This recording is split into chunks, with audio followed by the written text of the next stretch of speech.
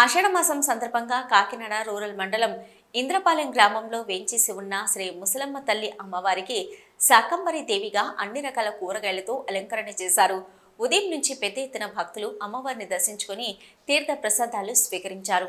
అనంతరం ముత్తైదువులతో లలిత సహస్రనామం, అష్టోత్తర పూజా కార్యక్రమాలు ఆలయ అర్చకులు కిరణ్, ఆలయ కమిటీ ఆధ్వర్యంలో పూజా కార్యక్రమాలు ఘనంగా నిర్వహించారు.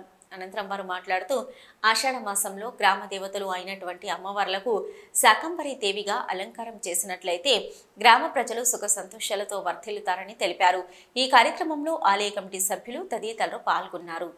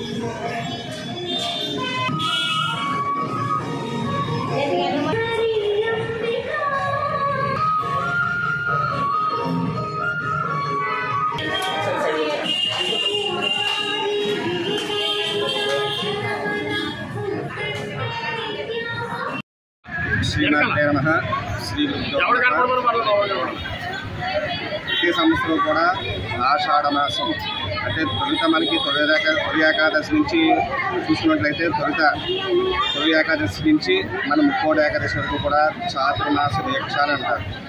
ఆ తొలి ఏకాదశి తర్వాత చేసినటువంటి శుభ కార్యక్రమం ఏదైనా ఉందంటే ఈ యొక్క శాకాంబరి అలంకార అమ్మవారికి. ఈ యొక్క శాకాంబరి అలంకారం వల్ల ఏవైతే గ్రామ దేవతలు కానీ ఆయా దుర్గాది దేవతలు కానీ ఎవరైతే మనకు మాతృమూర్తులని అంటే అమ్మవారిని మనం పూజిస్తూ ఉంటామో వాళ్ళు శాంతించి ఆ యొక్క గ్రామాల్లో ఉన్నటువంటి ప్రజలందరినీ కూడా సుఖంగా ఉండేటట్లుగా చూస్తారన్నమాట.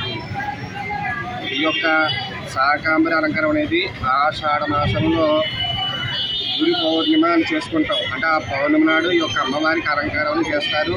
కొన్ని ఆలయాలు అంటే ఆ యొక్క జనసందోహాన్ని బట్టి ముందుకు వెనక మారుతూ ఉంటుంది. అలా అలంకారం చేసి అమ్మవారిని శాంతింపజేసి యథాశక్తిగా మన స్త్రీమూర్తులు ఎవరైతే ఉన్నారో ముత్తైదులు, ఆ ముత్తైదులతో సామూహికంగా అమ్మవారికి ప్రీతికరమైనటువంటి లలితా సహస్రనామం కానీ మరి ఇతర అష్టోత్తరాలతో కానీ అమ్మవారిని పూజించి శాంతింప చేయడం వల్ల మనం ఏదైతే కోరికలు కోరుకుంటే అమ్మవారి అవన్నీ కూడా ఎటువంటి విత్తనం కలగకుండా దాన్ని పరిపూర్ణంగా మనకు అనుకూలించేలా చేస్తున్నారు. వాటిని చెప్పుకోవాలనేటువంటి సమాజం. ఓకే, నా పేరు అర్జున్ శ్రీనివాస్, ఆలయ కమిటీ చైర్మన్. మన ప్రతి సంవత్సరం కూడా ఈ కార్యక్రమం జరుగుతున్నది. అది అమ్మవారి చరిత్ర 55 సంవత్సరాలు ఉంటుంది. 53 సంవత్సరాలు కూడా జరుగుతుంది పండుగ. అలాగే